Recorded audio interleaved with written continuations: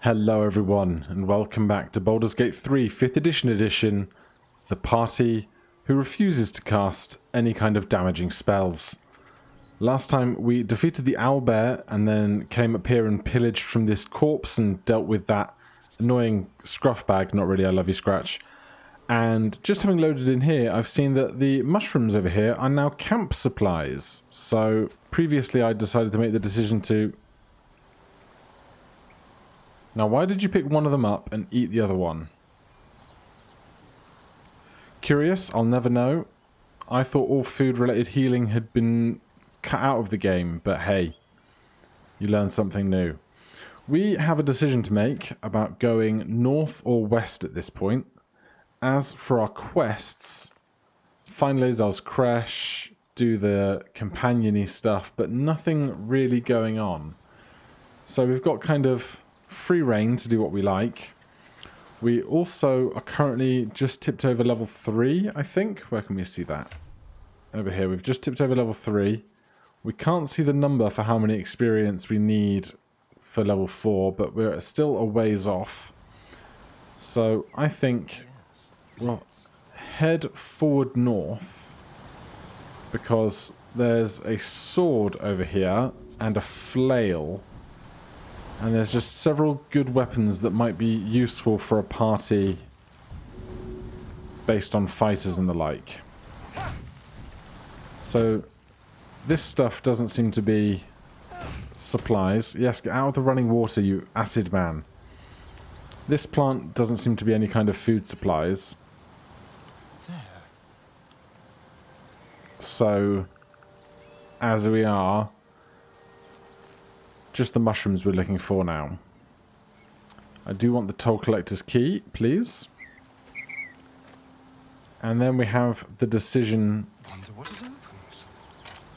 You're barking too much, Astarion. You're adorable, but I can't talk over you. We have to make the decision whether to help the tiefling or the cultists. One more step and I'll put a bolt through your eye. No sudden movements or you're dead. You looking for me? I have no idea who you are. You just happened to stumble across me in the arse end of nowhere. Bullshit. Tell me what you're doing here. Now. We've got proficiency in intimidation, so we can go for some of that. We can't use guidance on this check because obviously the foe would go, hey, you're casting spells, not cool, man. So we're going to leave guidance off the table. But on a DC 5, no problems here. If you bite as hard as you bark, we might get along. I might even have a job for you. Oh, what's that? I'm in a tight spot. I might not be able to get out of it alone. Fill me in. All right. Come on over here. But fair warning, you might find this hard to believe.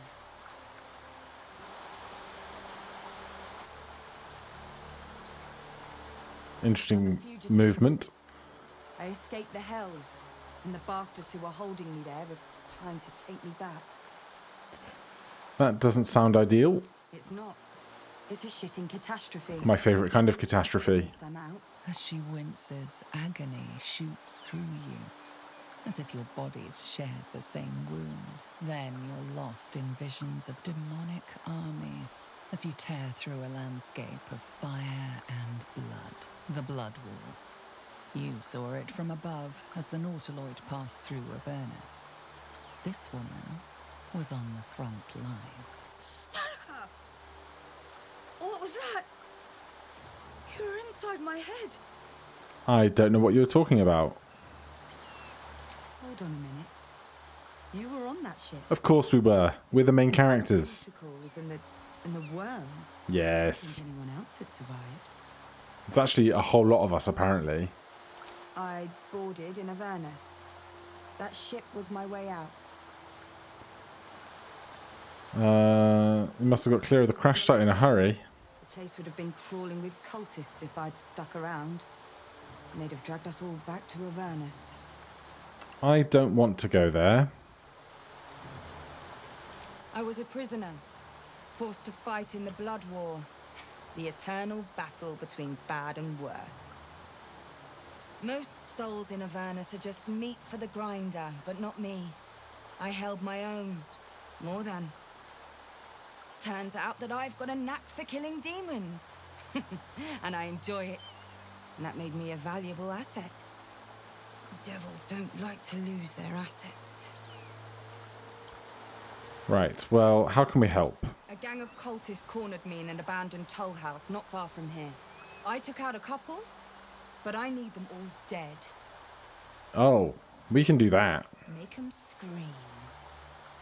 I come with you just to see them bleed, but I'm too busy bleeding myself. I'll be here when you're done. I wonder, do we see her health bar at the top of the screen? We do. What's next, I wonder? Shadowheart. Offer a healing word and see what happens.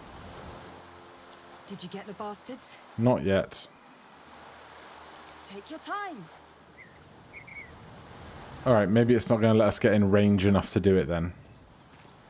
No time to So, waste. back to killing a nice cult of cultists. That seems like a perfectly honest afternoon's work for us. Unnoticed. Let's all get sneaky. Eager for battle. And then we've got the trader. Oh. We've got Trin, Anders, and then out front we have Rurik. So last time we did this, the game glitched out and I was able to kill the last guy who just stood there refusing to ever come and chase us. However, I don't think we'll be so easy this time, particularly with the increased AI knowledge.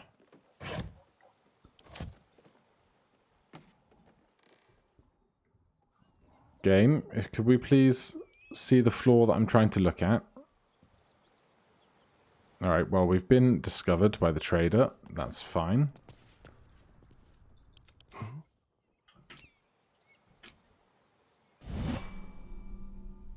Let's start with a great big sneak attack, shall we?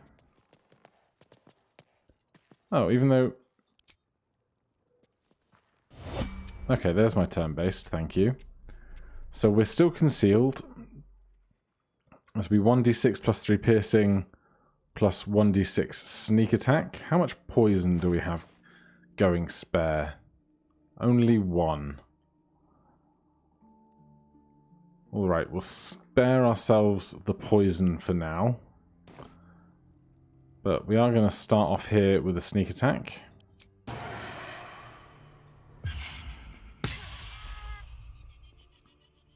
I do like to draw my weapon.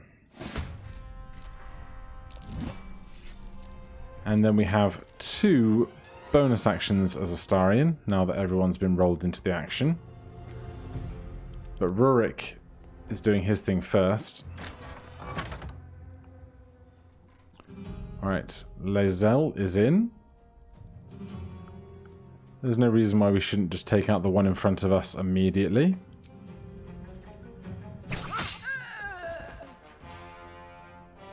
Then we've got 2 inside. We could start range attacking now with our action surge. I think if we try and get ourselves as close to the doorway as we can, we'll let them come to us slightly. Who got hunters marked? Who did get hunters marked? How did they cast Hunter's Mark without someone to mark? That doesn't make any sense, but sure.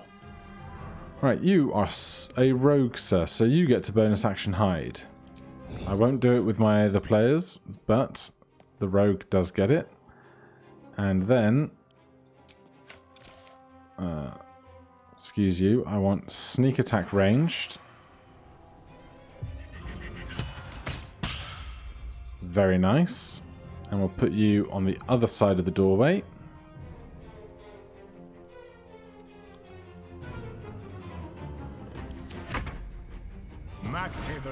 Then Anders gives himself +2 armor class with Shield of Faith as an action.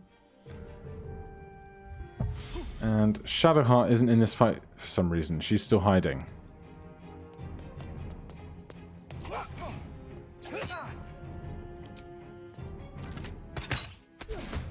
Alright, Shadowheart's in the fight. And Lae'zel is up in the fight right now. Let's go with a trip attack. So now they are prone.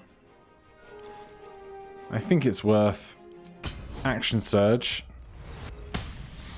We get to attack a prone target, which is advantage. An easy kill. We'll step back away from the door frame. Then the one who's Hunter's marking that I don't understand how they're concentrating on Hunter's mark. Suffers an additional 1d6 damage from the spellcaster. Spellcaster also gains advantage on all perception and survival checks. Either they've changed how that spell works, or now every target they try and target will take the damage rather than an individual foe being assigned to be the specific target. But that is very peculiar. Because before it worked just like Hex, but for rangers, basically.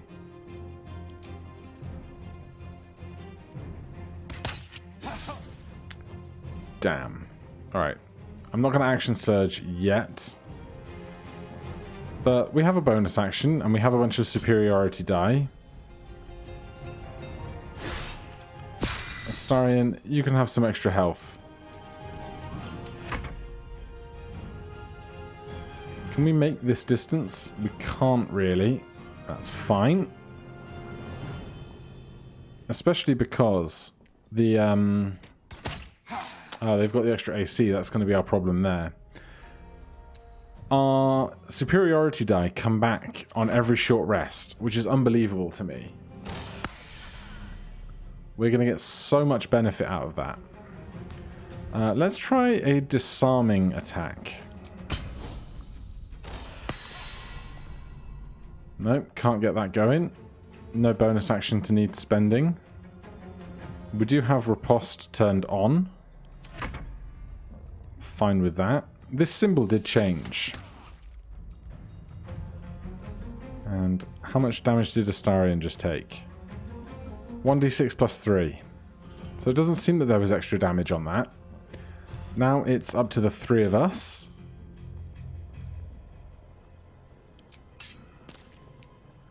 This probably is not going to go great.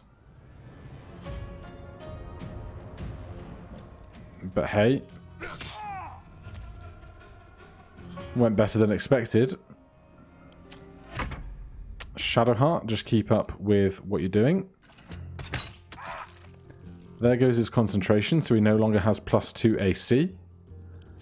Astarion has reduced movement speed, but that's not going to impact us enough to stop us getting in a melee attack. And we have our bonus attack. Missed that one as well. Now he's Shield of Faithing an ally instead of himself. And Lae'zel's back. Again, let's try disarming attack, especially now that AC is lower. Nope, we just can't get that one to land. This lass over here going after Astarion exclusively. Then we have the three of us up again. Alright, time for action surge now. And let's go with a pushing attack. Get wrecked, sir. So that lets Shadowheart get in closer to the door frame. We can join in on the attacking with our bow. If I could see through the door frame. And then Astarion still pinned down, so we do have reduced movement. But that's fine. Can we hide from here? bonus action hide? Absolutely cannot. But who needs it when you can just kill your foe instead? Right, Lae'zel. Unfortunately, I don't think we're going to be in range to hit.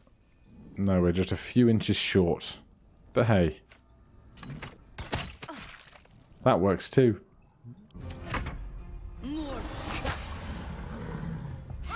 Okay.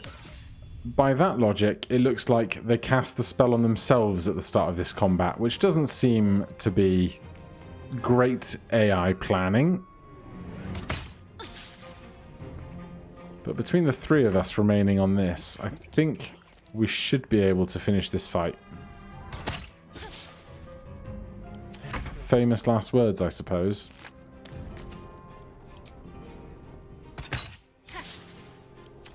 Alright, Lae'zel, please. Oh, man. Alright, well.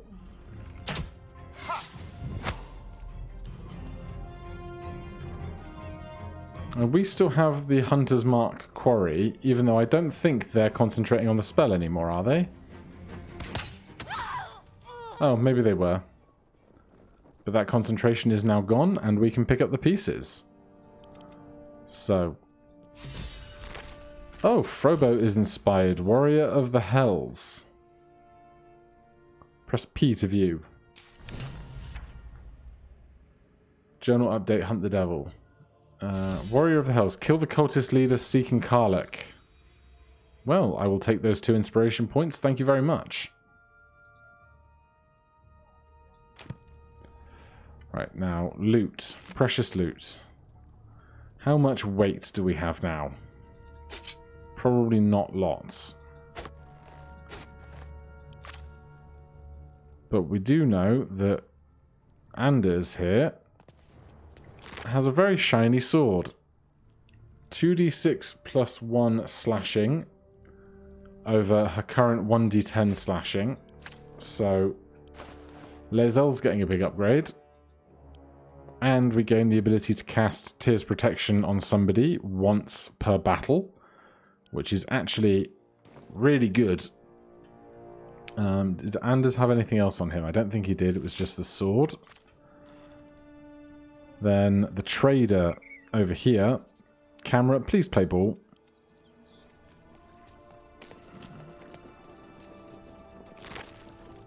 That's for Shadowheart.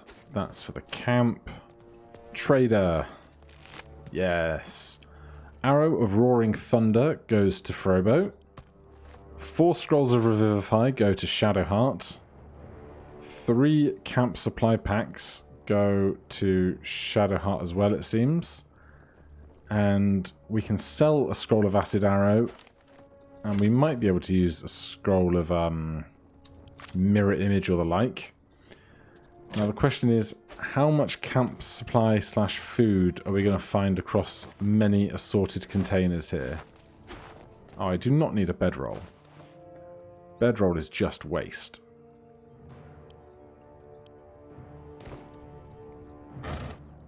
But a courgette. Did they change it from zucchini? Did they anglicize that?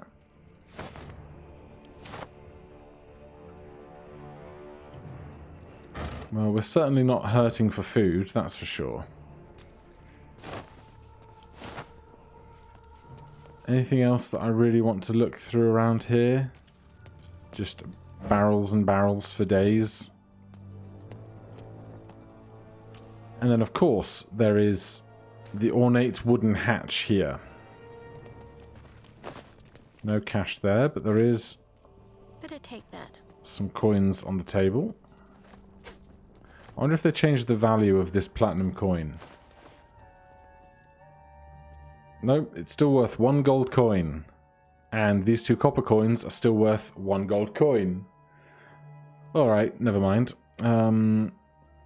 Food. Astarion, please relieve Shadowheart of some of this food weight. Yeah, a bag of holding would be very nice. We used a bunch of abilities there, and we have so much food, I don't think having frequent long rests is going to be a problem. So let's just take a short rest here. And with that battle done, I think before taking a long rest, we can certainly go and pillage the basement next time, and then return to Kurga and see how that plot might continue to unfold. But otherwise, thank you ever so much for watching. If you're enjoying the series, please do consider liking or subscribing. It really means a lot to me. If you have any questions or comments, you can put them down below. Otherwise, I'll see you in the next one. Cheers.